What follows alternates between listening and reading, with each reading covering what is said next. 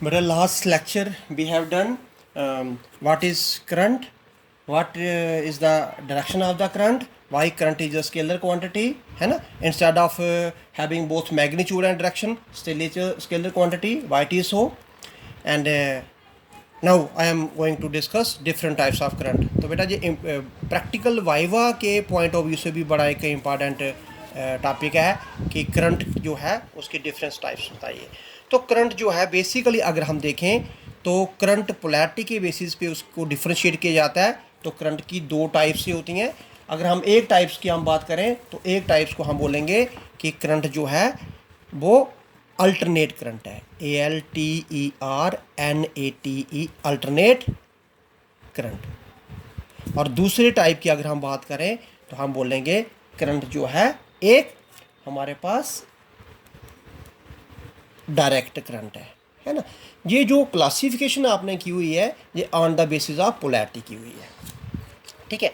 Alternate current अगर आप पहले मैं एक डायग्राम बना लूँ और फिर बताऊँ कि इस टाइप के करंट को आप अल्टरनेट करंट बोलेंगे, है ना।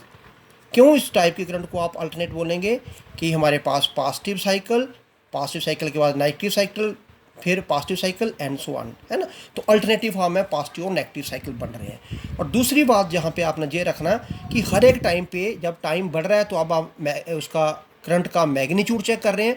इस टाइम पे करंट का ये मैग्नीट्यूड, इस टाइम पे वो पीक वैल्यू पे आ गया इस टाइम पे, तो हर एक टाइम पे करंट का मैग्नीट्यूड चेंज हो रहा है, तो वो एक अल्टरनेट करंट हो गया, है ना। तो अल्टरनेट करंट क्या हो गया, जिसका मैग्नीट्यूड, जिस ऐसा करंट जिसका मैग्नीट्यूड क्या करेगा, कॉन्टिन्यूसली चेंजिंग।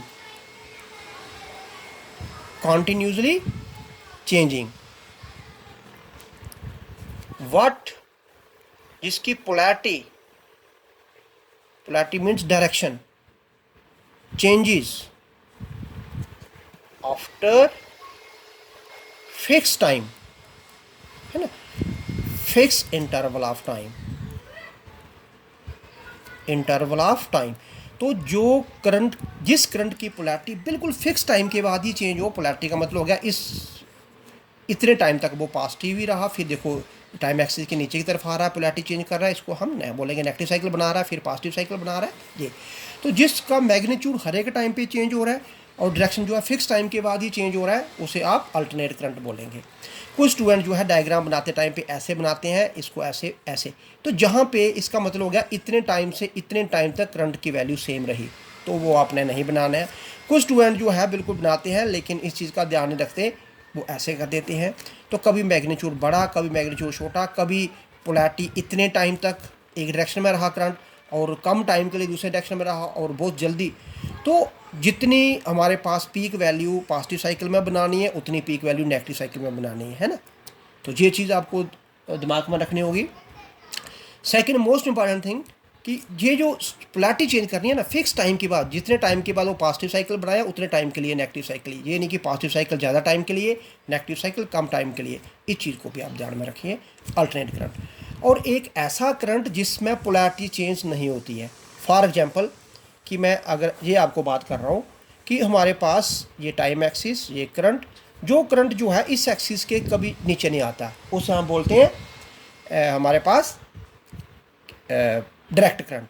तो डायरेक्ट करंट में हमारे पास क्या डेफिनेशन बनी जाएगी, ऐसा करंट जिसमें हम मैग्नीट्यूड की कोई बात नहीं कर रहे हैं, सिर्फ लिख रहे हैं which does not changes it's polarity.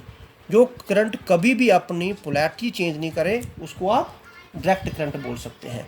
For example मैं किसी टाइम पे ये बात करता हूँ कि देखिए करंट किसी टाइम पे इतना था और टाइम चेंज होता गया, करंट उतना ही रहा, तो इस केस में करंट का मैग्नीट्यूड भी चेंज नहीं हो रहा है ना। तो अगर मैग्नीट्यूड कांस्टेंट रहेगा, मैग्नीट्यूड डज नॉट चेंज, तो ऐसे करंट को हम बोलेंगे स्टैडी करंट, है ना। पोलैरिटी तो चेंज होगी नहीं तो, लेकिन मैग्नीट्यूड भी चेंज नहीं हो रहा है, ऐसे करंट को हम बोलेंगे पोलैरिटी मतलब स्टैडी करंट। मान के चलो कि एक करंट मैं ये लिख रहा हूँ इस तरीके से, तो देखिए ये इसकी भी पोलैरिटी चेंज नहीं हो रही है लेकिन इसका मैग्नीट्यूड चेंज हो रहा है। जहाँ मैं ऐसे डायग्राम बना देता हूँ, तो पोलैरिटी तो मैंने चेंज नहीं की लेकिन क्या किया, मैग्नीट्यूड चेंज हो रहा है। अगर करंट का मैग्नीट्यूड जो है वो चेंजेस हो रहा हो, मैग्नीट्यूड चेंज हो रहा हो, उसे आप बोलेंगे हमारे पास वैरिंग करंट, है ना। तो ये चाहे आप स्टैडी करंट की बात करें, चाहे आप वैरिंग करंट की बात करें, ये दोनों ही डायरेक्ट करंट के कैटेगरी में ही जाएगा। लेकिन नॉर्मली जब हम पढ़ने की बात करते हैं तो हम करंट को दो ही कहते हैं, जो अल्टरनेट करंट है या डायरेक्ट करंट है। तो डायरेक्ट करंट हम बोलते हैं, डायरेक्ट करंट की जब डेफिनेशन लिखने के लिए बोलें तो ज़्यादातर हम स्टैडी करंट को डेफिनेशन लिखते हैं। It is that current whose magnitude does not change with time, it's okay, it's direct current. But जब आपको कभी बच्चे को कंप्लीट नॉलेज नहीं होती, उसको ये बोला जाए इस तरीके से कि बताओ बच्चा कि ये डायरेक्ट करंट है, तो बच्चा कहता है कि ये डायरेक्ट करंट नहीं है। बेटा ये भी एक डायरेक्ट करंट ही है, फ़र्क सिर्फ इतना है कि डायरेक्ट में से कौन सा डायरेक्ट करंट है, स्टैडी वाला नहीं है, है ना, टाइम वेरिंग करंट है, वेरी कर रहा है।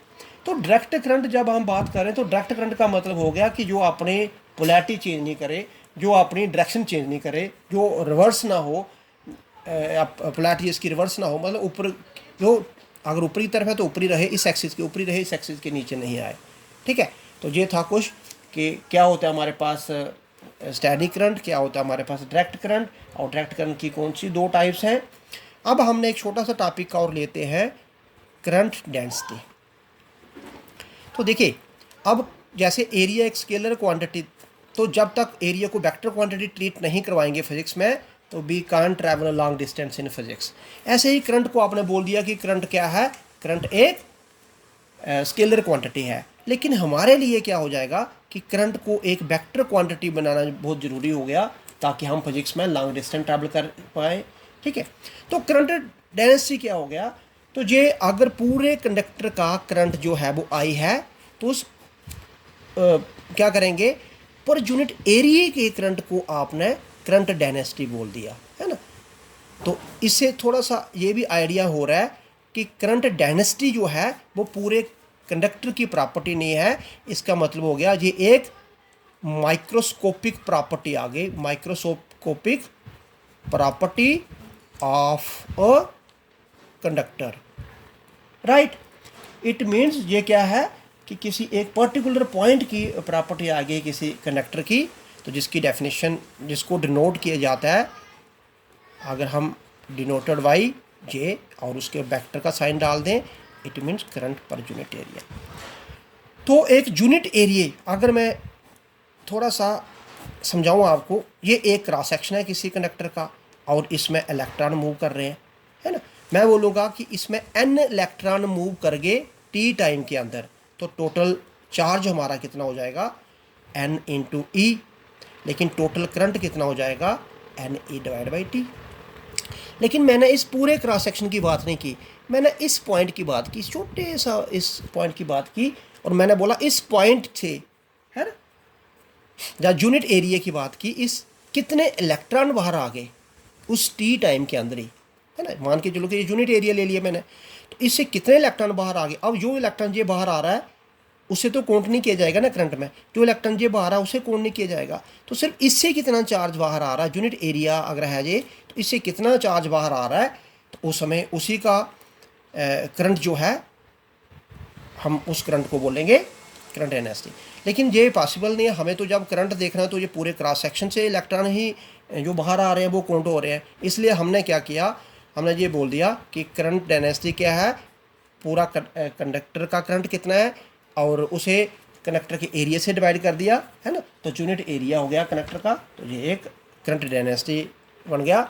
अब अगर हम इसे देखें तो आप इस चीज़ को ऐसे भी लिख सकते हैं कि हमारे पास ये जो है वो आई अपान ए है।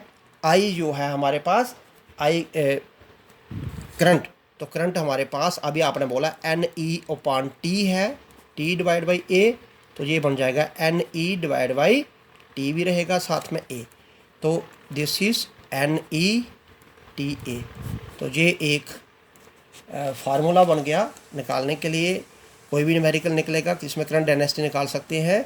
और याद रखेंगे ये एक वेक्टर क्वांटिटी है, अगर वेक्टर क्वांटिटी है तो इसका डायरेक्शन भी होगा। तो फिर पहले इसका यूनिट बोलते हैं, यूनिट इसका current, current means ampere, area means metre square, और अगर इसकी मैं डायरेक्शन की बात करूं तो इसकी डायरेक्शन जो है डायरेक्शन ऑफ करंट ही रहेगी।